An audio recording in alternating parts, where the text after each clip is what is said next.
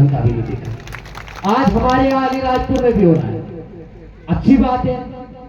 मैं किसी धार्मिक संगठन के ऊपर टीका टिप्पणी नहीं कर रहा, अच्छी बात है। आप अपने समाज के लिए लड़े, अपने धर्म के लिए लड़े, लेकिन ये कहां का इंसाफ है, कहां का न्याय है? आपके देश का पड़ोसी, आपके घर का पड़ोसी, आपके घर के पास में रहने वाला एक आदिवासी हो या हिंदू हो या मुस्लिम हो या सिख हो या ईसाई, उसको आप मारने काटने की बात करते हो। एक दलित यदि घोड़े पर बैठ जाता है तो उसकी मूंछें मुंडवा देते हो, उसका डीजे बंद करवा देते हो, शमशान में ले जाके जलाने नहीं देते हो। और बांग्लादेश में हिंदू के ऊपर अत्याचार हुआ तो समस्त आदिवासी समाज के लोग भी वहां उनका नेतृत्व करने के लिए बैठ के। कितनी शर्म वाली बात है, शर्मनाक बात है कि नहीं हमारे समाज के लिए। आप मांगे इंसाफ मांगे, हम भी आपके साथ हैं, लेकिन वही लोग, वही हमारे सामाजिक जनप्रतिनिधि, वही नेतृत्व करता समाज के, जिनको हमने संसद में चुनकर भेजा है, जिनको हमने विधानसभा भेजा है, उनके मुंह पे जबान पे ताला लग जाता है। कब? जब नेमावर में 5-5 बहन बेटियों के साथ में बलात्कार होता है, 10 फीट के गड्ढे में उनको गाड़ दिया जाता है, ये कुछ नहीं बोलते। नीमच में सरेआम एक आदिवासी भाई को घसीट कर मार दिया जाता है, कुछ नहीं बोलते। कसरावत में देख लो, मानपुर में देख लो, केमिकल डाल डाल के पूरी नदियां लाल पीली कर दी। आपके मेघनगर में जाके देख लो, हम लोग 4 साल पहले आए थे, आंदोलन नहीं कर पा रहे यहाँ के आदिवासी नेता। ये सिर्फ मध्य प्रदेश के झाबुआ अलीराजपुर की बात नहीं है, ये पूरे देश में एक जैसे आदिवासियों की स्थिति है। आज जिसकी मूर्ति लेकर हम लोग घूम रहे हैं, आज जिनकी प्रतिमा लगा रहे हैं, जननायक टंट्या भी आज 134वीं उसकी पुण्यतिथि है, शहादत दिवस है, बलिदान दिवस है।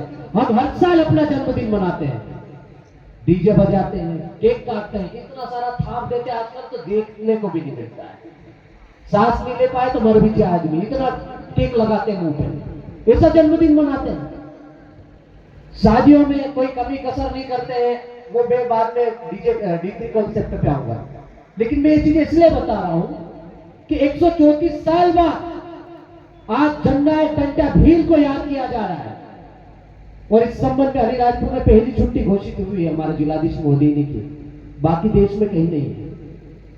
ये लोग आदिवासियों के नाम पर राजनीति करते हैं, वोट पूरे आदिवासियों के चाहते हैं, लेकिन आदिवासी दिवस मनाने से कतराते हैं। ये गौरव दिवस मनाते हैं, जनजाति दिवस मनाते हैं, लेकिन आदिवासी के नाम पर जब आदिवासी दिवस की बात करते हैं तो इनके पेट मरोड़ होने लग जाते हैं, पेट दुखने लग जाते हैं। यही विडंबना हमारे समाज की। उसके बाद भी हमारे जनप्रतिनिधि जितने भी नेता है जो चुनकर जाते हैं, इनके पास ही जाके बैठते हैं। क्यों भाई? क्योंकि उनके गले में पट्टा बंधा हुआ है बड़ा सा पार्टी का, जो भोपाल से लगा है। आपके जो राजस्थान में जो चिंगारी हमने मध्य प्रदेश में लगाई थी, आग राजस्थान में लगी है, उसका असर दिख रहा है कि आज हमारे बीच में 2 विधायक बैठे हैं, एक हमारे मध्य प्रदेश से भी, एक अमलेश्वर भाई। लेकिन ज्यादा घबराने की जरूरत नहीं है, डरने की भी जरूरत नहीं है। समय थोड़ा सा विपरीत चल रहा है। हमारे आदिवासी समाज जो है बिखरा हुआ है, टुकड़ों में बटा हुआ है, छोटे छोटे संगठनों में बटा हुआ है। भील अलग हो गया, भिलाल अलग हो गया, पटलिया अलग हो गया, बारेला अलग हो गया। 17 माह के जने 17 संगठनों में पैदा हुए हमारे आदिवासी समाज के लोगों को एक साथ बिठाना बहुत ही मुश्किल काम है। और जिस दिन ये एक साथ हो गए ना, तो इनको रोकना भी काफी खतरनाक काम हो जाएगा।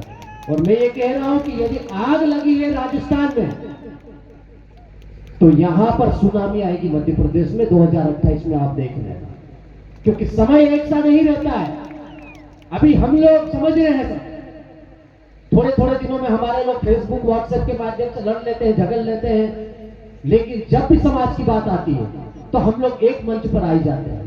अभी एक नारा बहुत फेमस चल रहा है, बटोगे तो कटोगे। ये नारा किसके लिए? हिंदू मुस्लिम के लिए। बटोगे तो कटोगे। मैंने अभी खट्टाली में बोला था, ये नारा हम सब पे लागू होता है। भाई हम भील भिलाला पटलिया बारेला में बट रहे हैं, हम कांग्रेस भाजपा में जा रहे हैं, हम आप में जा रहे हैं, हम सपा में जा रहे हैं, हम दुनियादारी की भीड़ में जा रहे हैं और वहां उनके झंडे और डंडे उतार रहे हैं। बट तो हम रहे, कट तो हम रहे। राज मनुवादी व्यक्ति कर रहा है, सत्ता उनकी है, राज उनका है। हमारे तो सिर्फ झंडे उठाने वाले लोग हैं। हमारे लोग चुनकर जाते हैं विधानसभा लोकसभा में, लेकिन आवाज उनकी होती है। वो जैसा बोलते हैं वो वैसा ही काम करते हैं। एक भी जरा सा ऊंचा बोलने की कोशिश की तो पीछे से बेल्ट खींच लेते हैं, ज्यादा नाटक नहीं करना, ये तो बिठा देंगे। हमारे यहाँ वन मंत्री जी का हाल हुआ, आपने सबने देखा है, ये सबने देखा ना। तो इस तरह से अपमान करते आदिवासियों का, आपको पद भी देंगे और झटके से छीन भी लेंगे। क्यों? क्योंकि आपने भोपाल से टिकट लिया है, सिलेक्शन प्रणाली के माध्यम से नहीं लिया। यदि यही लोग आपको चुनकर भेजेंगे तो आपको भोपाल का टेंशन नहीं होगा।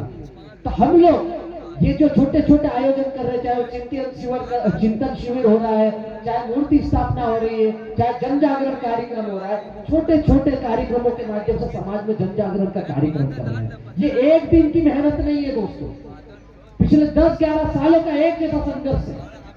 कई लोगों की कुर्बानियां हो गई है, किसी ने नौकरी गंवा दी है, किसी ने अपना रोजगार गंवा दिया है, किसी ने अपनी आधी उम्र गंवा दी है, और कई लोग तो हमारे सड़क दुर्घटना जैसे हादसों में शिकार होकर अपनी जान गंवा चुके हैं। अभी हमारे एक नए नवेले साथी जीते रसल देवास खरगोन के थे, उनकी डेथ हुई, जो बाप पार्टी के राष्ट्रीय कोर कमेटी के सदस्य थे। कई लोगों ने इस सामाजिक मूवमेंट में चलते चलते चलते अपना सर्वोच्च न्यौछावर कर दिया, और हमारे लोग छोटी छोटी दुकानें लगा कर बैठे हैं।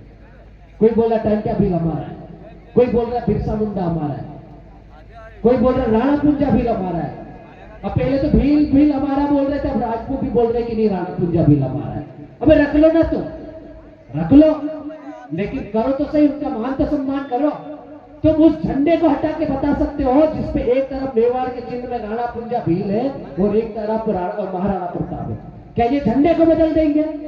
मैं आप सबसे पूछना चाह रहा हूं इस मंच के माध्यम से, नहीं बदलेंगे, क्योंकि झंडा बदल गया तो उनका अस्तित्व खत्म हो जाएगा, उनका इतिहास मिट जाएगा। वो स्वर्णिम इतिहास पर ही हमारा भविष्य टिका है, और इसीलिए हम जन जन तक वो मूर्तियां लेके घूम रहे हैं, जहां वहां मूर्तियां लगा रहे हैं। अलीराजपुर में 2017 में पहली मूर्ति लगी थी जननायक टंट्या भील की, उसके बाद में एक बाढ़ सी आ गई पूरे देश में। आज 134वें शहादत दिवस मना रहे हैं। जन्मदिन मनाना बड़ी बात नहीं है, शहादत दिवस उसी का मनता है जो देश के लिए, अपने समाज के लिए सर्वोच्च न्यौछावर करता है, और इसीलिए हम इस जननायक टंट्या भील का शहादत दिवस मना रहे हैं। नहीं तो भाई हमें जैसे हजारों लाखों करोड़ों लोग मर गए, शहीद हो गए, लेकिन उनको कोई पहचानता नहीं, गुमनाम हो गए। अभी पूर्व वक्ता बता भी रहे थे, एकमात्र ऐसा योद्धा इस देश का 10 नवंबर 1889 में न्यूयॉर्क टाइम्स में एक बड़ी सी ब्रेकिंग आती है, इनका Indian robin hood. Robin hood का मतलब समझते हो? गरीबों से, ये अमीरों से, या जो घूसखोर रहते हैं, जो रिश्वतखोर रहते हैं, जो जमींदार रहते हैं, उनसे छीन कर गरीबों में बांट देने वाला मसीहा बोल सकते हैं सीधे सीधे शब्दों में। तो न्यूयॉर्क टाइम्स वाला लिखता है the Indian robin hood Tantya Bhil, और हमारे यहाँ पेपर वाले क्या छापते हैं? डकैत, चोर, लुट्टा, लुच्चा। अभी 4 दिन पहले एक खबर छपी भोपाल में, वहां पर भील समाज के कुछ हो सकते हैं कि चोर उसमें शामिल रहे होंगे, लेकिन पेपर वाले की मानसिकता देखो, वो लिख रहा है कि भील डकैत। क्या पूरा भील समाज डकैत है? ये अभी से नहीं, इनकी मानसिकता आज से 500 साल पहले भी ऐसी थी। जब गोरे अंग्रेज आए, उसके बाद में ये जो काले अंग्रेज जो हमारे पर राज कर रहे हैं, उनमें ही ये मीडिया वाले जो बने हुए हैं, वो लोग हमारे प्रति ऐसी ही मानसिकता रखते हैं। हम लोग आदिवासी दिवस मनाते हैं तो वो आदिवासी दिवस लिखते हैं, भाई मना हम रहे, लिख आप रहे हो, तो ये इनकी मानसिकता को दर्शाता है। तो हम लोग चाह रहे हैं कि आप लोग ये छोटी छोटी चीजों को दूर करें, समाज में भाईचारों को स्थापित करके जहां भी छोटे मोटे सामाजिक आयोजन होते हैं, वहां पर जाति धर्म पार्टी को छोड़कर एकजुट हो, एकत्रित होकर समाज का नारा भाईचारे को बुलंद करें और अपनी सामाजिक एकता को बरकरार रखें। अब देश में, पूरे देश में कहीं पर भी किसी के साथ में अन्याय होता है आदिवासी के नाम पर, जैसे ये बांग्लादेश में हिंदुओं के ऊपर अत्याचार हो रहा है तो एक हो रहे हैं, वैसे ही देश के किसी भी कोने में किसी भी आदिवासी समाज के ऊपर अत्याचार शोषण की आवाज आती है, तो हम लोगों को एकजुट होना पड़ेगा। चाहे वो भील हो कि जयस हो कि भील सेना हो कि कोई सा भी संगठन हो, आदिवासी परिवार हो, ये बाप पार्टी हो, जितनी भी पार्टियां बनी हमारे समाज के नाम पर, सबको एकजुट होना पड़ेगा। हम जाते हैं राजस्थान तो राजस्थान वाला तो हमारे, तो ये हमको सामाजिक एकता को बनाकर रखना पड़ेगा। बातें बहुत सारी है, मुझे ये सारी चीजें अभी ज्यादा मैं भाषण देने में कम विश्वास रखता हूँ। पहले हमने जितना बोलना था बहुत कुछ बोला है, अब हम लोगों ने एक सामाजिक मुहिम चालू कर दी है। मैं जाते जाते एक पर्चा है आपके पास आएगा, कुछ पर्चे लाया हूं मैं डेमो के तौर पर।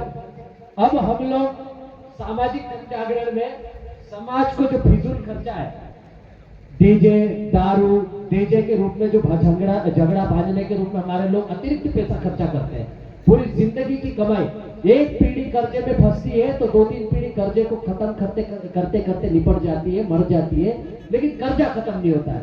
तो हमने पिछले 8-10 सालों से जो काम किया उसमें हमने महसूस किया कि आदिवासी समाज के पास जल जंगल जमीन है, उसके पास प्राकृतिक संसाधन है। अभी ताड़ी का सीजन आ जाएगा, सीढ़ी का सीजन आ जाएगा, महुए का भी सीजन रहता है, तो उसमें महुए की दारू बना के भी बेच लेता है, ताड़ी भी बेच लेता है, आम है, जाम है, महुआ है, सभी प्रकार के फल फ्रूट्स होने के बाद भी, इतनी आमदनी होने के बाद भी, 12 मास खेती करने के बाद भी ऐसा क्या कारण है कि वो कर्जों से मुक्त नहीं हो पाता। तो हमने सर्वे के आधार पर एक रिपोर्ट तैयार की, तो उसमें सामने आया कि दहेज, तेजा, झगड़ा बांधना, नोतरा जो हमारे समाज में होता है वो अनियंत्रित तरीके से होता है।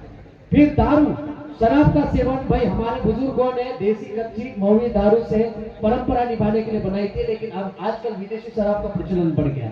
और तीसरा है नया ये जो डीजे आया, पहले ढोल मांदल चलते थे, अभी जो बज रहे थे उसमें भी बड़ी धूमधाम से शादियां होती थी, लेकिन अब क्या है, नया डीजे आ गया।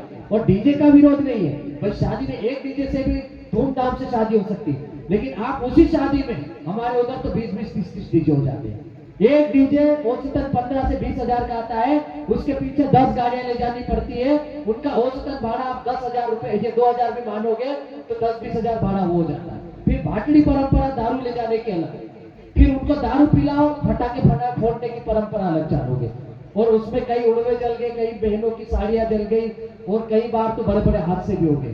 तो ये जो अतिरिक्त खर्चे का हमारे समाज ने बीड़ा उठा लिया है, उसकी वजह से हमारा समाज कहीं ना कहीं गर्त में जा रहा है, आर्थिक बोझ के तहत मरता जा रहा है, डूबता जा रहा है। तो हम लोगों ने सोचा है कि इससे बचाने के लिए हमको नियंत्रण के लिए एक मिशन D3 तेजा दारू डीजे नियंत्रण मुहिम चलाई है। ये पेम्पलेट आप पढ़ लेना, मैं ज्यादा डीप में नहीं जाऊंगा क्योंकि वक्ता काफी है, सबको अपनी अपनी बात रखने का अवसर मिलेगा और सब लोग हम लोग यहाँ पर उनकी बातें सुनेंगे। तो ये पेम्पलेट आप पढ़ेंगे,